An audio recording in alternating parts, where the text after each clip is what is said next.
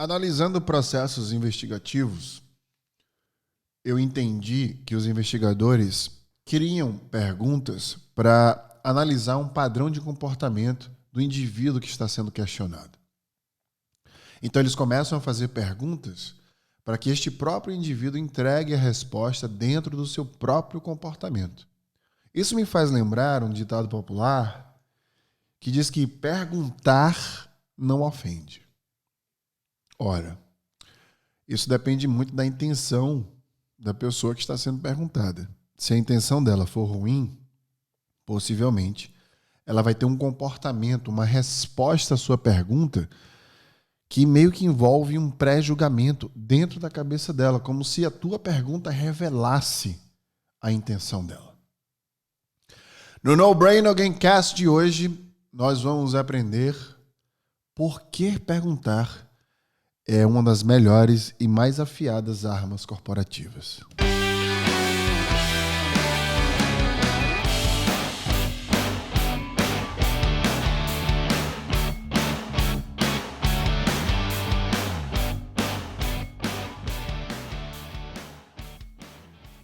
Você sabe que perguntar em um alto volume tem nome e sobrenome, né? Isso é uma técnica, é um método, na verdade, socrático, que consiste em, no volume de perguntas, induzir o interlocutor na descoberta de suas próprias verdades e nos seus conceitos dentro do objetivo que ele busca com o que ele está afirmando. Parece um pouco complexo, mas eu vou simplificar. Isso chama-se maiêutica. Foi criada por Sócrates. Quando Sócrates falava só sei que nada sei, ele não estava dizendo que ele não sabia de nada. Ele estava dizendo que, por identificar que ainda há espaço para aprender, ele utilizava a pergunta para que ele conseguisse compreender o porquê da afirmação. Portanto, perguntar passa a ser um método estratégico para que você consiga se posicionar diante da afirmação dos outros. A pergunta é tão poderosa que dentro dessa técnica, desse método socrático, nos traz uma questão extremamente interessante. Quando estamos debatendo e temos um ponto de vista diferente do outro, é perguntando que a gente faz o outro ter o próprio sentido do que ele está falando. Não existe, portanto, método mais eficiente de dar consciência ao indivíduo que está afirmando algo por seus vieses de confirmação, por suas próprias crenças, do que perguntar. É por isso que a maior parte do tempo, quando alguém traz um contraponto não científico, que já existem dados científicos mostrando um outro caminho, ao invés de eu simplesmente afirmar que ele está errado, bater de frente com essa pessoa, talvez estressar essa pessoa ao ponto dela agir com o que chamamos de ad hominem, né? Que vem do grego, que significa basicamente quando você atinge o seu oponente e não os fatos que eles nos trazem. Quando a gente faz isso, a gente está agindo com insegurança. É o que é, na verdade, interpretado como arrogância. A arrogância nada mais é que uma insegurança do conhecimento. E aí a gente passa a atacar a pessoa que está, naquele momento, afirmando algo que é um contraponto às nossas próprias crenças. E a melhor forma de se relacionar com o contraponto é perguntando. Deixe que o outro perceba o que ele mesmo está falando, porque muitas vezes eles sequer questionam suas próprias crenças. Você que está me ouvindo e vendo, não faz isso. Qual foi a última vez que você se perguntou o porquê que você acredita no que você acredita? O senso crítico, outrora eu gravei sobre isso aqui, é pensar sobre os seus pensamentos. Quando na vida você fez isso? Quando na vida você se perguntou por que você pensa o que você pensa, por que você acredita no que acredita, por que você se sente como você se sente? Então, a pergunta nos dá a capacidade da descoberta, não só para nós mesmos que estamos buscando algo, mas para aquele que afirma também. Por isso, perguntar dentro de um contraponto de afirmação de um interlocutor é mostrar para ele um caminho para uma nova resposta sem confrontá-lo. É óbvio que existem pessoas que se sentem confrontadas com o questionamento. Por isso que a gente precisa construir um diálogo onde você se coloca como Sócrates se colocou, falando que só sei que nada sei. Na prática, ele sabia. Ele só queria se relacionar através de um movimento de persuasão, que eu gravei também em um outro podcast. Quando você se relaciona melhor com as pessoas, entendendo a narrativa e o sentimento delas, você consegue persuadi-la para um direcionamento que você quer dar para essa pessoa. Se a gente parar para pensar, nós, enquanto seres pensantes, estamos julgando tudo no mundo o tempo todo. Eu me atrevo a dizer que o julgamento é, portanto, um estímulo de defesa. Quando a gente pensa em algo que pode acontecer de ruim com a gente, por exemplo, nós estamos nos defendendo. E aí, tomamos uma decisão de proteção dentro deste julgamento.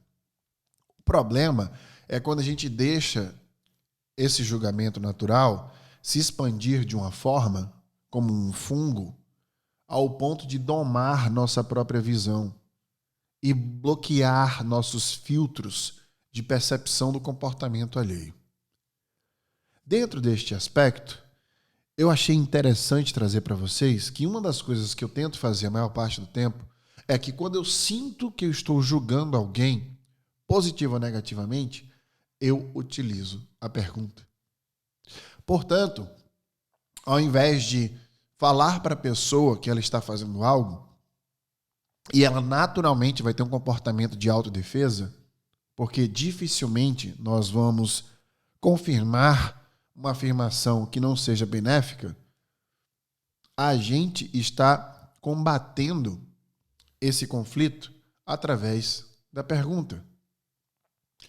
E é por isso que eu sempre falo que perguntar, ou seja, a pergunta é a vilã do julgamento. Quando nós perguntamos para as pessoas, nós abrimos espaço para que o outro possa nos fazer reaprender e compreender aquele comportamento ou aquela fala dele. Porque muitas vezes até o nosso próprio julgamento, a maior parte do tempo, aliás, não muitas vezes, é enraizado. A gente pega um padrão de comportamento que a gente percebe no outro através dos nossos sentidos, dos nossos sensores, e a gente replica por experiências passadas. E julga aquele comportamento, que muitas vezes pode estar certo, como um comportamento que a gente já conhece. Por isso que é fácil a gente identificar as principais emoções, né? As emoções mais básicas, como o sorrir, como o nojo, como a tristeza.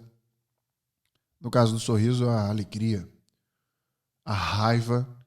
É por isso que eu adoro indicar para os meus alunos o filme da Disney, Inside Out, divertidamente em português.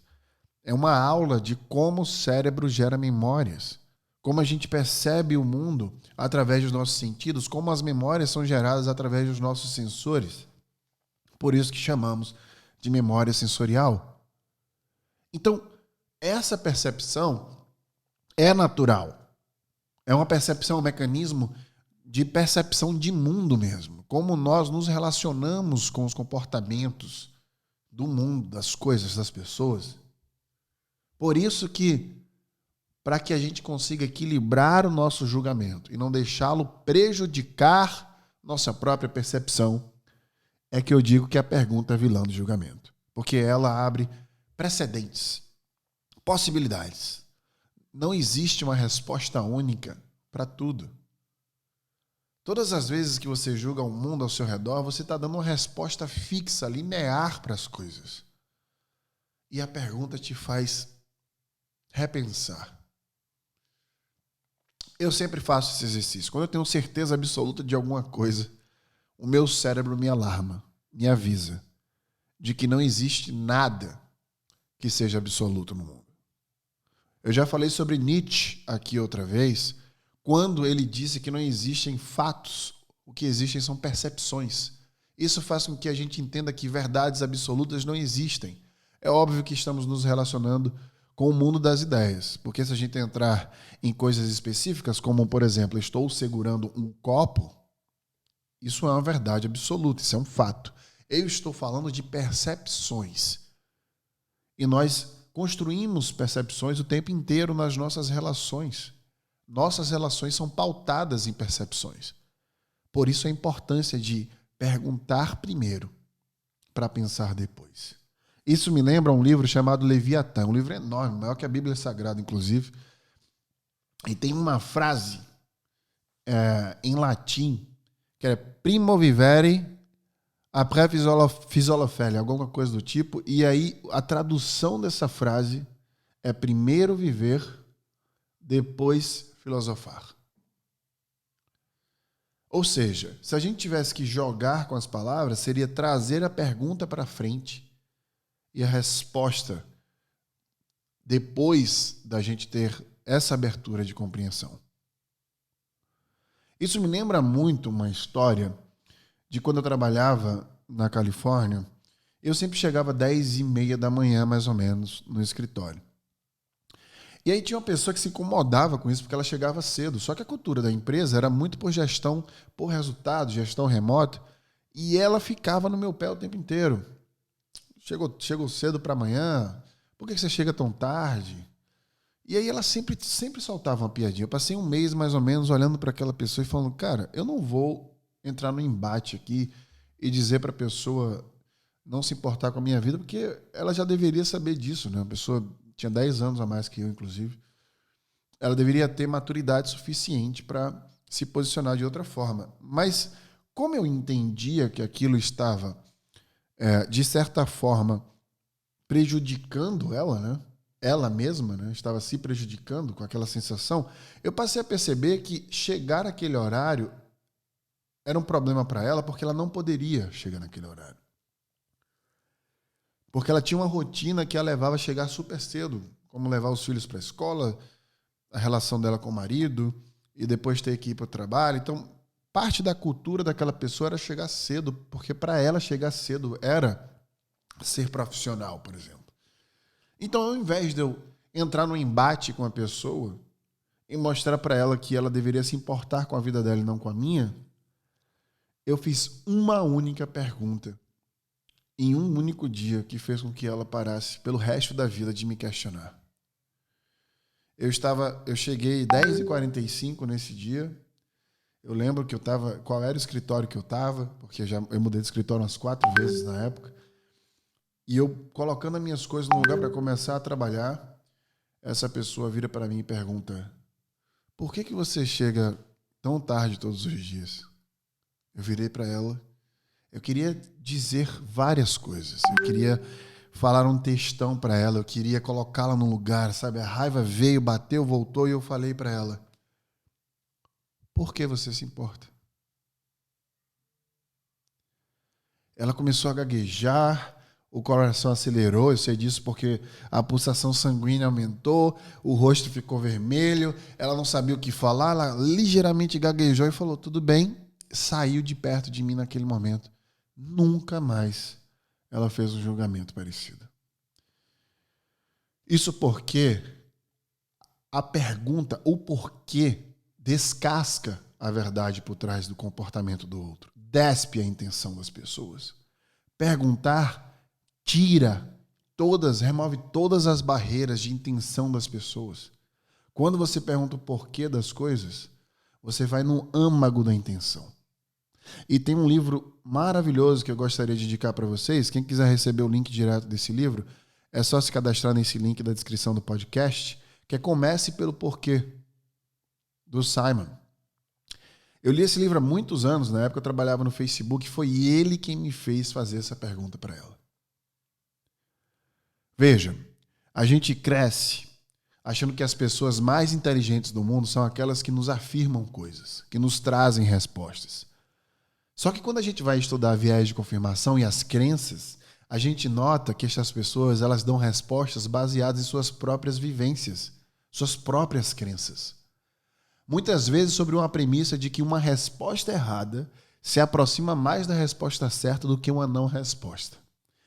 Mas a verdade é que as pessoas mais inteligentes do mundo não são as pessoas que afirmam, são as pessoas que questionam a maior parte do tempo. A grande lição do No Brain Again Cast de hoje é que o conhecimento nasce de uma pergunta. E eu quero deixar aqui uma pergunta para você. Eu quero saber, você é uma máquina de certezas ou você é um ser inteligente?